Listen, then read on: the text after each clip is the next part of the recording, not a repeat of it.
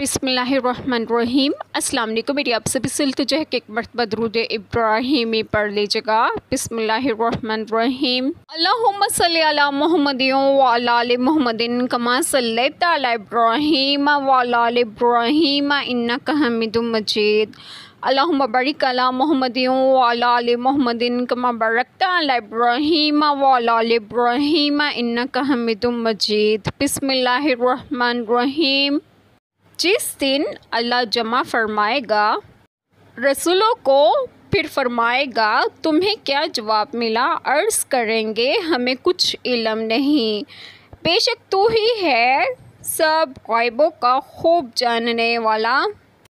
बिस्मिल्लाहिर्रहमानिर्रहीम। आज जो बात मैं आप लोगों से डिस्कस करूंगी वो ये है कि इस आयत करीमा में है कि जिस दिन अल्लाह ताला जमा फरमाएगा रसूलों को, यानी रोज़े क़यामत, फिर फरमाएगा तुम्हें क्या जवाब मिला, यानी जब तुमने अपनी उम्मतों को ईमान की दावत दी तो उन्होंने तुम्हें क्या जवाब दिया।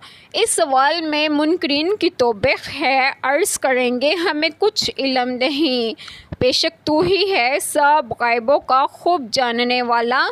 अनबिया अलैहिस्सलाम का ये जवाब उनके कमाल अदब की शान ज़ाहिर करता है कि वो इल्म इलाही के हुज़ूर अपने इल्म को असलन नज़र में ना लाएंगे और काबिल ज़िक्र करार ना देंगे और मामला अल्लाह ताला के इल्म व अदल पर तफ़वीज़ फरमा सौंप देंगे।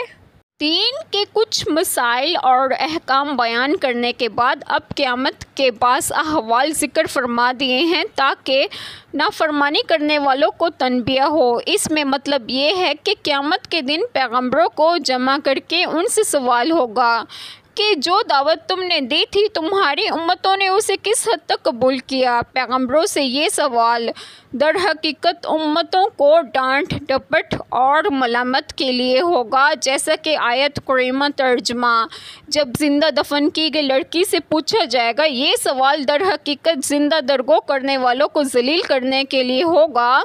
वो कहेंगे कि हमें कुछ भी मालूम नहीं, मगर यहाँ ये सवाल पैदा होता है कि उम्मतों के अपने अपने रसूलों को जवाब का कुछ इल्म तो पैगंबरों को था, क्योंकि उनकी उम्र इन्हीं में गुजरी थी, तो वो किस तरह कह सकते थे कि हमें कुछ भी मालूम नहीं। इस सवाल का जवाब बेशक तू ही ग़ैबी छुपी बातों का खूब जानने वाला है में मौजूद है, यानी हम तो सिर्फ़ उनकी ज़ाहिरी जवाब की हद तक वाकिफ़ हैं जो हमारी ज़िंदगी में उन्होंने दिया, और पैगंबर शहादत भी इसी के मुतालिक देंगे।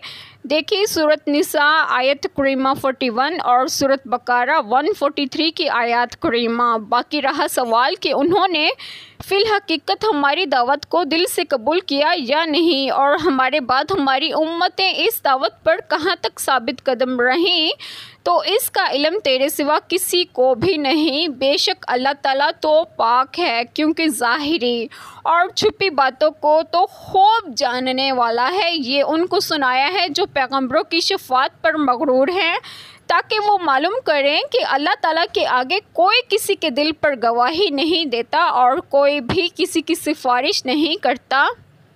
एक छोटी सी दुआ जो मैं करूँगी कि अल्लाह ताला हम सब के तमाम गुनाहों को माफ़ फरमाए और हमें सिरात मुस्तकीम की राह पर गामज़न करें, और आप सब की तमाम जायज़ दुआएं कबूल फरमाएं, और जो लोग बे औलाद हैं उन्हें नेक और सालिहीन औलाद अता फरमाएं, और जो लोग बीमार हैं उन्हें भी सेहत व तंदुरुस्तगी अता फरमाएं, और आप सबको आपके घरों में खुश खुर्रम रखें और सेहत व तंदुरुस्तगी भी दें। आमीन। जज़ाकल्लाह खैर।